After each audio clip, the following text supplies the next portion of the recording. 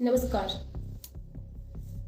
अरब सागर की लहरें सर्दियों में से एक ही तट को छूती रहती है। गुजरात के बीरबल के पास खड़ा एक मंदिर जो सिर्फ पत्थरों से नहीं बना बल्कि इतिहास, संघर्ष और विश्वास से बना है, वो है सोमनाथ मंदिर। कहा जाता है कि वो मंदिर कई बार टूटा है। कहा जाता है वहाँ खजाने थे, कहा जाता है वहाँ चमत्कार होते थे। लेकिन सवाल है, इतिहास क्या कहता है और लोक कथाएं क्या कहती है। आज हम अलग करेंगे तथ्यों और परंपरा को, इतिहास और आस्था को। पॉइंट नंबर 1, पौराणिक आरंभ। पुराणों के अनुसार सोमनाथ नाम का अर्थ है सोम के नाम, यानी चंद्रदेव के भगवान। कथा मिलती है स्कंद पुराण में। कहानी वह है कि चंद्रदेव को उनके ससुर दक्ष ने श्राप दिया था। तेज खीन है लगा है, तब उन्होंने प्रयास क्षेत्रों में शिव की तपस्या की।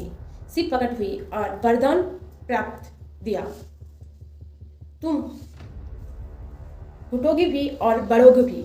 यहीं से चंद्रमा के कलाओं का सिद्धांत जुड़ा माना जाता है। लेकिन ध्यान रहे, वो पौराणिक परंपरा है, ऐतिहासिक अभिलेख नहीं। पॉइंट 2, प्रयास, पाटन और भौगोलिक महत्व। सोमनाथ स्थान रणनीतिक था। समुद्र के किनारे, व्यापार मार्गों के पास, तीर्थ मार्गों का संगम, पास में त्रिवेणी संगम का उल्लेख है मिलता है, जहां हिरण, कपिला और सरस्वती के मिलने की मान्यता है। इतिहास में ऐसे स्थान अक्सर समुद्रवर्ती थे और समुद्र समृद्धि आकर्षण भी लाती है और आक्रमण भी। पॉइंट नंबर 3, ऐतिहासिक घटना। 1025 ईस्वी गजनी का शासक मोहम्मद गजनवी भारत के पश्चिमी तट तक पहुंचा। फारसी स्रोतों में उल्लेख है कि उसने सोमनाथ पर आक्रमण किया। लूट और मूर्ति भंजन का वर्णन मिलता है, लेकिन वहाँ एक महत्वपूर्ण तथ्य है। अक्सर जो विवरण मिलते हैं वे दरबारी लेखकों द्वारा लिखी गई थी, जो शासक की वीरता को बढ़ा चढ़ाकर प्रस्तुत करते थे। आधुनिक इतिहास मानते हैं आक्रमण हुआ, संपत्ति लूटी गई, संरचना को नुकसान पहुंचा, लेकिन संख्याओं और वर्णनों में अतिशक्तियों संभव है। पॉइंट नंबर 4, 17 बार बाला प्रश्न। लोकप्रिय कथाओं में कहा जाता है कि सोमनाथ 17 बार तोड़ा गया, लेकिन समकालीन अभिलेखों में 17 की स्पष्ट सूची उपलब्ध नहीं है। हाँ, दिल्ली संतलन और बाद के कालों में क्षेत्रों में संघर्ष हुई। कुछ विवरण अलाउद्दीन खिलजी के काल का उल्लेख करते हैं। मुगल का में भी मंदिर की स्थिति प्रभावित हुई, लेकिन 17 शंका संभवतः विनाश और पुनर्निर्माण के प्रतीक के रूप में प्रचलित हुई। इतिहासकारों के बीच वो संख्या विवाहित है। पॉइंट नंबर 5, पुनर्निर्माण की परंपरा। सोमनाथ की सबसे बड़ी शक्ति क्या है? उसका पुनर्निर्माण। हर संकट के बाद स्थायी शासकों और समुदायों ने इसे फिर खड़ा किया। आधुनिक काल में स्वतंत्रता के बाद इसका पुनर्निर्माण राष्ट्रीय आत्मविश्वास का प्रतीक बना।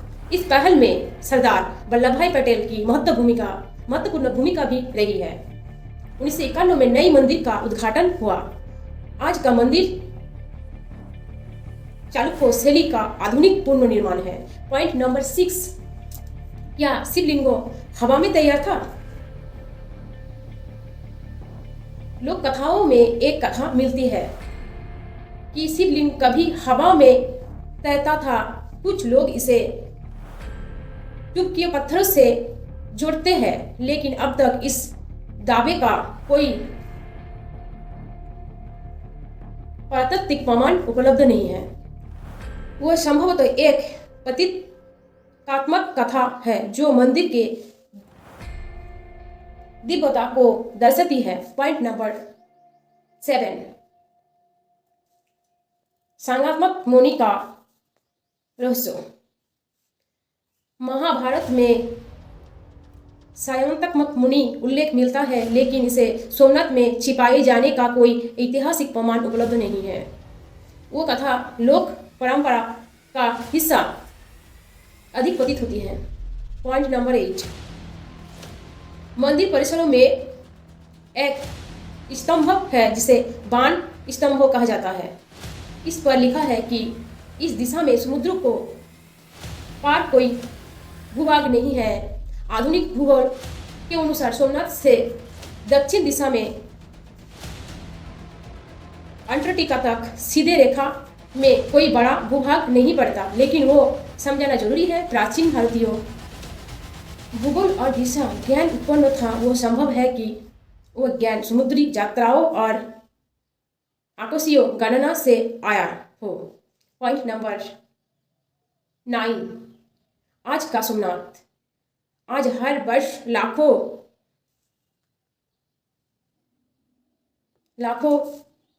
श्रद्धालु वहाँ जाते हैं।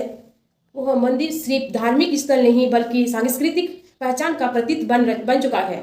समुद्र के किनारे खड़ा शिखर मानव समय को चुनौती देती हो। निष्कर्ष हो तो क्या सोमनाथ सिर्फ एक मंदिर है या वो एक विचार है?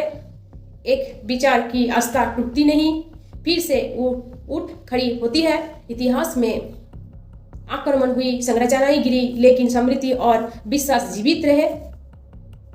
याद रहे, वही कारण है कि सोमनाथ को भारत के आस्था का प्रतीक कहा जाता है। अगर वीडियो जानकारीपूर्ण लगा तो चैनल को सब्सक्राइब जरूर कीजिए, लाइक कीजिए दोस्तों।